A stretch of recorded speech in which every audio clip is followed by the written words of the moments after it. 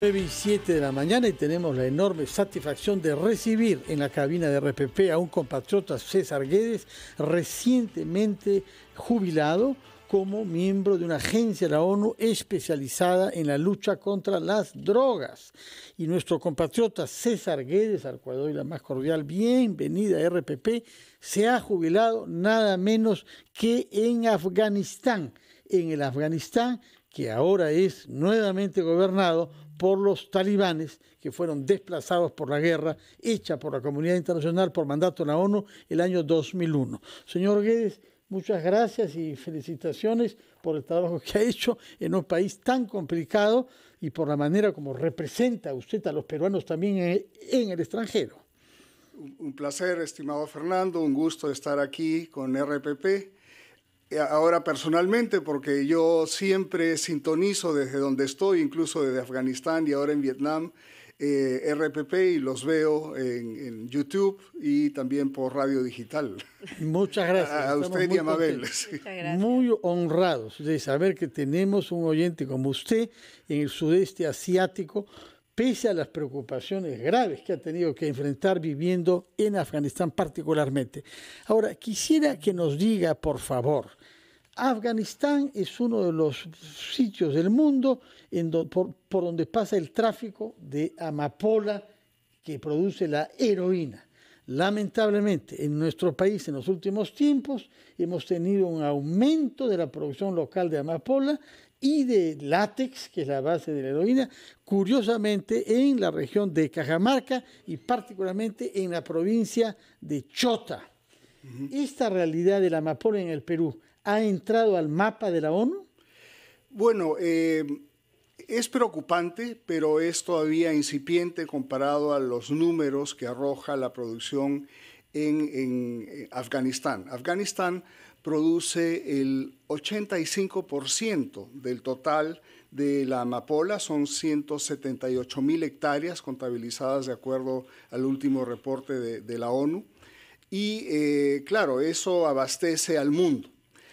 Abastece la mitad, las 3/4 partes del mundo, la amapola, la heroína, el opio afgano. La planta es la amapola y los subproductos, el primero es a través del látex, es el opio, y el opio refinado es la heroína. Entonces, esta droga, que es la más consumida del mundo y la más letal, ¿no? Abastece el mercado europeo, asiático y de Oceanía. El mercado para la heroína en las Américas, especialmente el mercado principal Norteamérica, suele venir de México, de Guatemala, Colombia, y claro, incipientemente se ha empezado en Ecuador, en el Perú, pero todavía estamos a tiempo, ¿no?, de poder hacer una erradicación como país para que no cunda esto más allá y que se junten la producción de dos sustancias controladas, dos drogas, como es la cocaína y la heroína. O sea, que no sería bueno para el Perú de que adicionalmente a los cultivos de coca se implanten y crezcan cultivos de amapola o adormidera. Sería una catástrofe, ¿no? Porque yo he visto, ¿no?, cómo se sufre en los países donde se produce la amapola, especialmente en Afganistán y Pakistán. Yo viví en Pakistán 6 años y medio y en Afganistán casi un año, ¿no? Y conozco bien la región y los efectos de la droga relacionada pues a la producción de amapola, la heroína, es tremendo, ¿no? Y está mezclado pues con problemas étnicos, de intolerancia religiosa, los sunnis contra los chiíes, el terrorismo talibán, ¿no? Y las diferentes fuerzas no internacionales, ¿no?, que utilizan estos países como guerra proxy.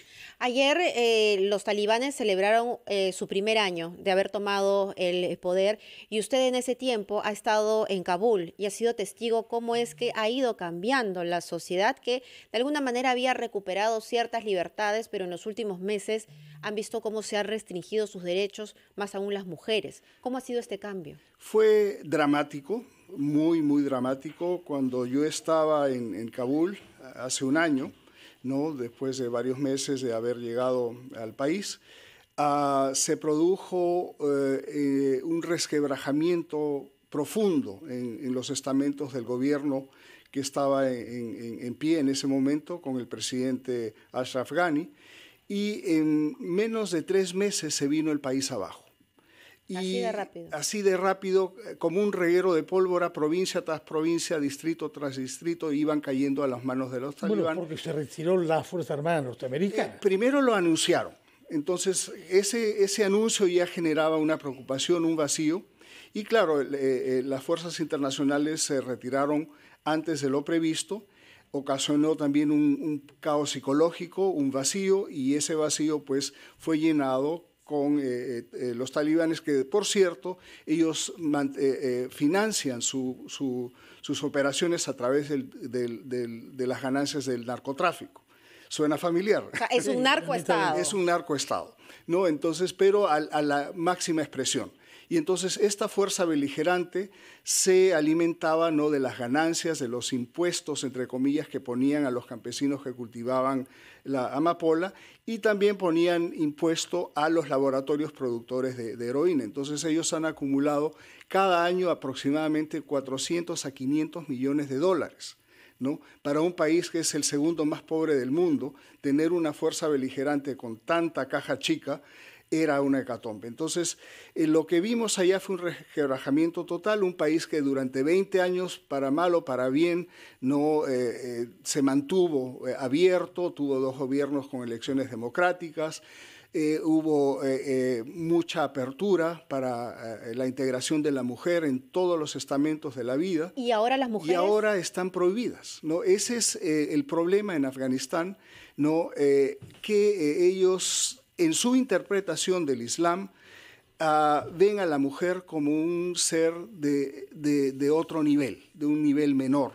Entonces la mujer ahí no tiene, para ellos, ¿no?, el valor que tenía antes, ¿no? Porque en mi trabajo allá yo he compartido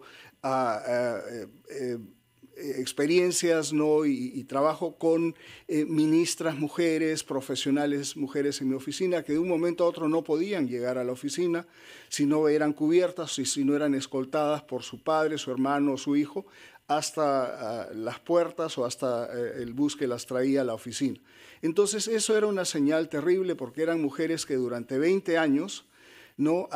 Y un país que durante 20 años habían vivido en cierto nivel de libertad, con internet, con telefonía celular, con música moderna, con fútbol. Y fútbol de mujeres que han sido atletas. Ahora no pueden salir a trabajar, deben quedarse en casa si es que salen escoltadas por hombres, y deben todas siempre estar ocultas, ¿no? Sí, y ellos han puesto una prohibición, los talibanes, a la educación de la mujer. Vamos a seguir hablando de ellos. Que nos haga una pausa para reponernos estas noticias que nos da el señor Guedes, y nos contará después de la pausa cómo hizo para quedarse esos meses de su carrera. Y también usted creo que vivía casado ahí, ¿no?, con una funcionaria canadiense. Nos dirá qué desventuras tuvo que vivir su esposa para seguir trabajando ahí antes de emigrar ambos al Vietnam. Hacemos una pausa entonces, Mabel, y retomamos nuestra conversación con el señor Guedes, compatriota de larga experiencia en la ONU, en Asia, ahora en el Vietnam.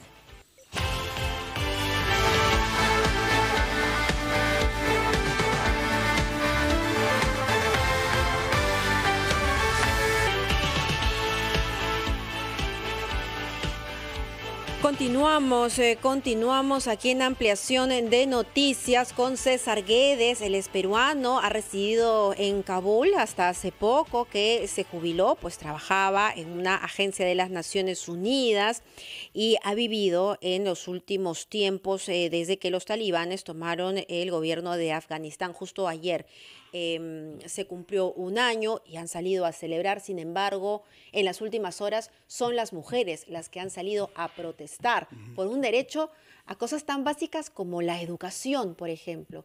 ¿Cuál es la situación de las niñas en Afganistán? Bueno, es realmente terrible, porque todos los colegios para niñas han cerrado. Y siempre ha habido una animadversión muy grande de la estructura talibán contra la mujer, contra la educación de la mujer. Entonces se cerraron las escuelas para niñas unas semanas antes de mi llegada a Kabul, a inicios del año 2021, hubo un ataque brutal contra un colegio de niñas de la minoría hazara y murieron 85 niñas entre la edad de 5 a 12 años. Y otras 100 quedaron heridas, algunas con heridas insalvables. Y claro, eso fue uno de los atentados más graves que los talibanes hicieron antes de tomar el poder. Al tomar el poder, ellos dijeron, no, vamos a reestructurar, que las mujeres no pueden estar solas en un aula con hombres, los profesores tienen que ser mujeres.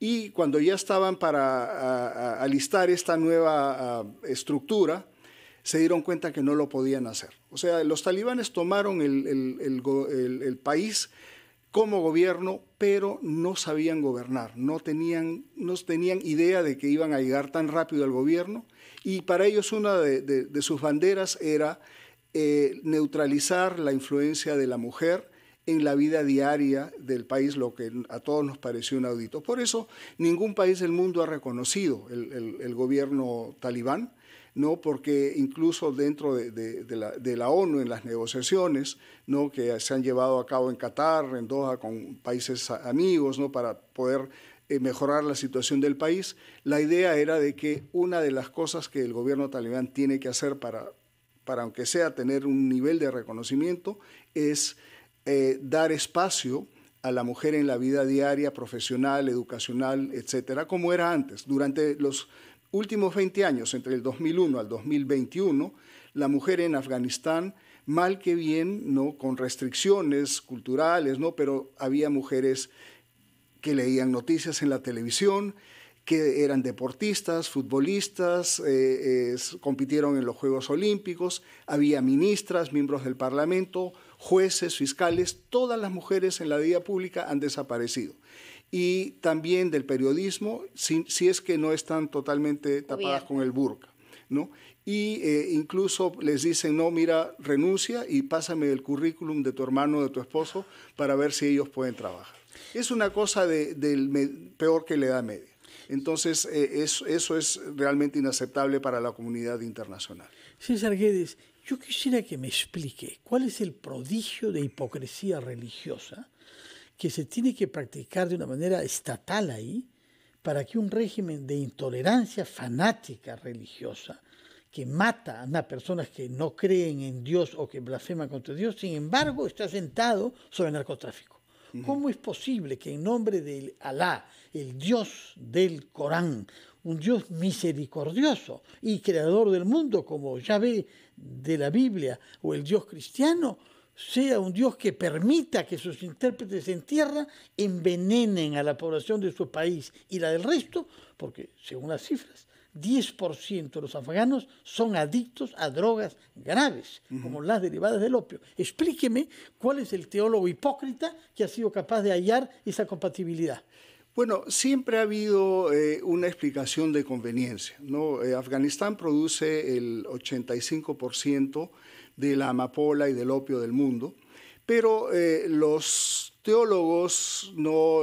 Imanes musulmanes, han tenido una interpretación en Afganistán diferente, ¿no? Porque obviamente esa sustancia está prohibida y el Islam es una religión de amor, de comprensión, pero en este caso ellos decían, bueno, esto lo vamos a interpretar de una manera diferente. Esta sustancia la vamos a utilizar como una arma contra las fuerzas invasoras, ¿no? Que han habido diferentes en tantos años, ¿no? En Afganistán, o la Unión Soviética, o los países de la OTAN, etcétera, ¿no? Que han ido a intentar dominar ese país. Ese país jamás fue colonizado. Es un país muy aguerrido. El 99% de la población es maometana, islámica, y de ese porcentaje, 3/4 partes son sunis y la otra 1/4 parte es shia. Pero ahí en este país se tejen una de las ideologías más recalcitrantes del Islam, porque ellos viven muy aislados. Es un país en el centro de Asia, muy lejos del mar, rodeado de montañas, y las ideas que han llegado ahí han sido pues muy retrógradas. Incluso otros países islámicos ven con mucho sorpresa la interpretación que ellos dan en Afganistán del Islam. Entonces ellos pensaban, esta droga es una arma contra los infieles, ¿no? Entonces la vamos a usar como parte de nuestro combate a las fuerzas que han llegado a nuestro país, sea cual fuese. Entonces, por eso, pues, el 95%, Fernando, de la heroína, ¿no?, del opio que se consume en Europa, 95% viene de Afganistán. O sea, Europa es el mercado principal. Y yo he vivido en países alrededor de Afganistán, como Pakistán, países de Asia Central, Irán, y posteriormente en África, en Mozambique, donde hay un ingreso del Estado Islámico en esa parte de África que es financiada por el tráfico de drogas que viene de Afganistán. Entonces el tentáculo de la droga afgana llega a prácticamente todo el mundo. Y esto es muy peligroso porque a veces llega también acompañado con ideologías que afectan a poblaciones vulnerables como países en África u otros del Medio Oriente.